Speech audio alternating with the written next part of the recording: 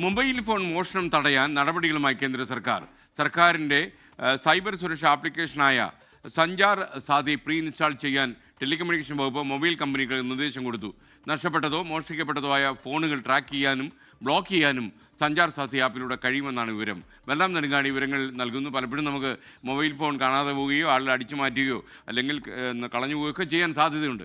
അവർക്കെല്ലാം ഒരു പ്രതിരോധമാണ് ഡൽഹിയിൽ നിന്ന് വരുന്നത്. പറയൂ ബൽറാം. ഇന്ത്യയിൽ പ്രതിദിനം റിപ്പോർട്ട് ചെയ്യപ്പെടുന്ന കേസുകളിൽ മഹാഭൂരിഭാഗവും മൊബൈൽ മോഷണവുമായി ബന്ധപ്പെട്ടാണ്. നിരവധി ഫോണുകൾ ഓരോ സംസ്ഥാനത്തും ഓരോ ദിവസവും മോഷണം പോകുന്നുണ്ട്. ഇത് മറ്റു കുറ്റകൃത്യങ്ങൾക്ക് ഉൾപ്പെടെ ഉപയോഗിക്കപ്പെടുന്ന സാഹചര്യവുമുണ്ട്.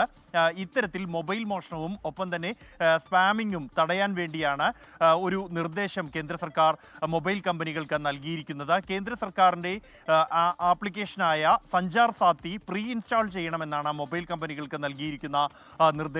3 മാസത്തിനകം ഈ നിർദ്ദേശം നടപ്പാക്കാനാണ് കേന്ദ്ര സർക്കാർ ആവശ്യപ്പെട്ടിരിക്കുന്നത് മൊബൈൽ കമ്പനികളോട്.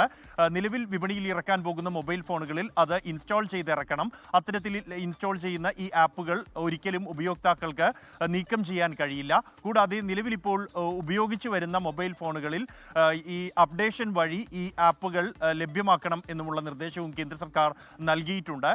ഇതിലൂടെ മോഷണം ചെയ്യപ്പെടുന്ന മൊബൈൽ ഫോണുകൾ ട്രാക്ക് ചെയ്യാനും അത് ബ്ലോക്ക് ചെയ്യാനും ഏജൻസികൾക്ക് കഴിയും. ഈ നിലവിൽ തന്നെ സഞ്ചാർ സാത്തിയുടെ വെബ്സൈറ്റ് നിലവിലുണ്ട്. അതുവഴി പരാതി നൽകി ഏതാണ്ട് 33 ലക്ഷത്തോളം മൊബൈൽ ഫോണുകൾ ബ്ലോക്ക് ചെയ്തതായാണ് കേന്ദ്ര സർക്കാരിന്റെ കണക്കുകൾ വ്യക്തമാക്കുന്നത്. അതുകൊണ്ട് തന്നെ ഇത് ഇനി മുതൽ കർശനമായി തന്നെ എല്ലാ ഫോണുകളിലും ഇത് നടപ്പാകുന്നതോടെ ഈ മൊബൈൽ മോഷണം വലിയൊരു പരിധിവരെ തടയാൻ കഴിയുമെന്നാണ് സർക്കാർ കണക്കാക്കുന്നത്. എന്നാൽ ഇതിനെതിരെ വിമർശനവും ഉയരുന്നുണ്ട്.